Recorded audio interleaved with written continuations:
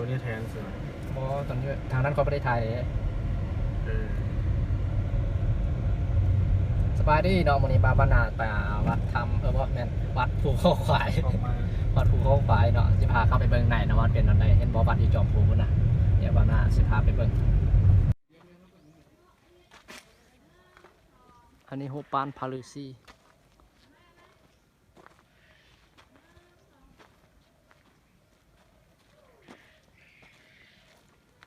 งามเนาะงามลาย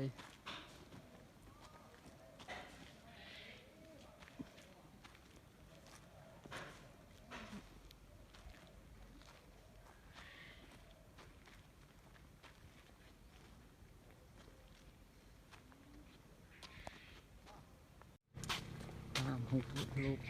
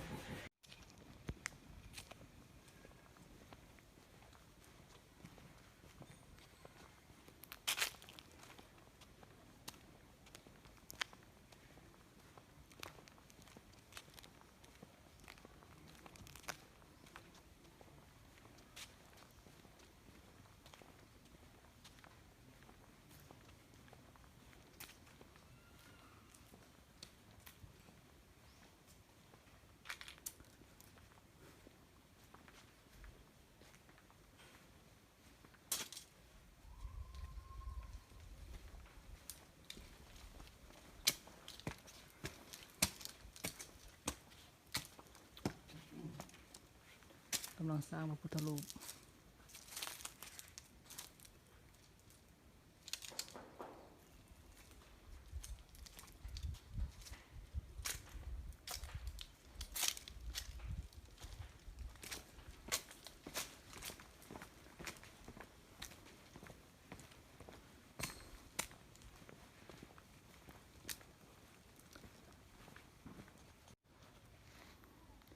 บัฟฟาโล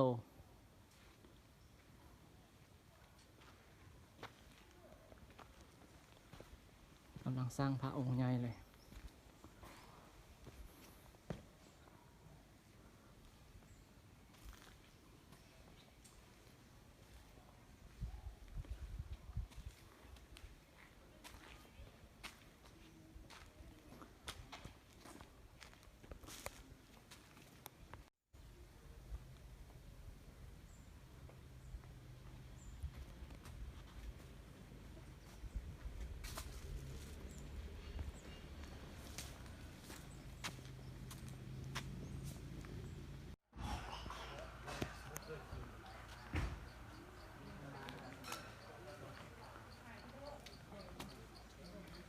กว้างไร่เนาะเหมาะแก่การปฏิบัติธรรม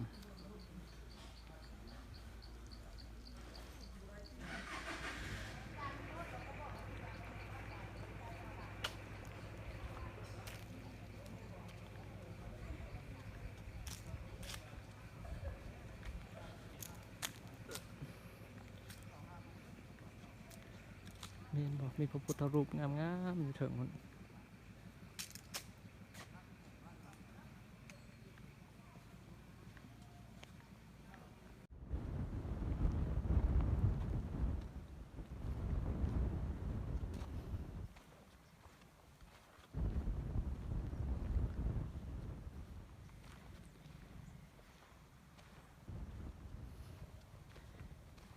เปรตอันนี้ได้มังน้ำเต้า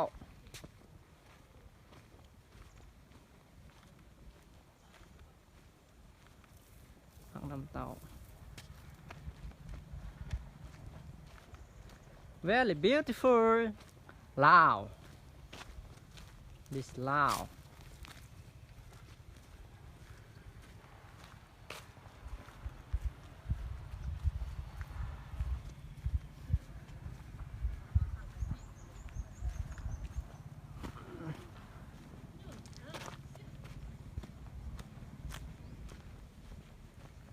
อันนั้นเป็นมอนรกเนาะ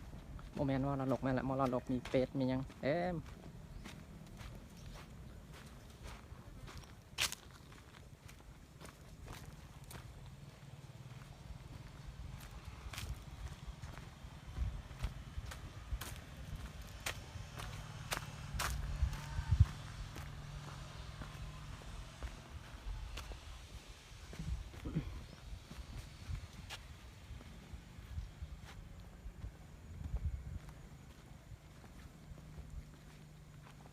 เป็ดต้น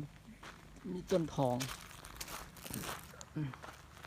คนบดีมาอยู่นี้นี่แหละคนนอกใจลูกใจเมียนะจองกันไปเป็นคิวเลย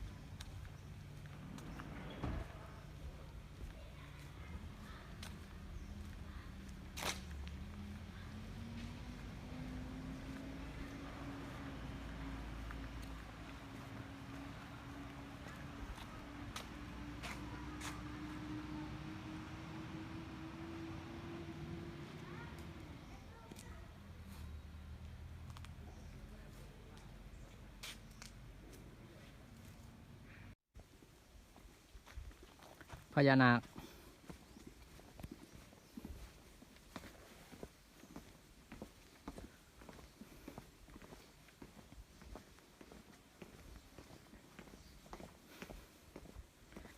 อย่ามาเอาวันรักแล้วอายเปลี่ยนใจ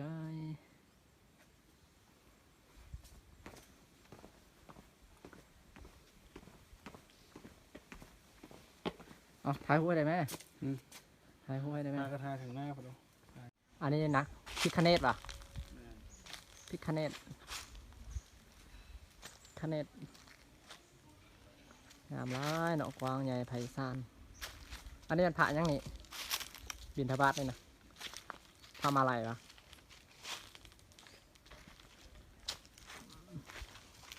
อันนี้เป็นเสายังนี่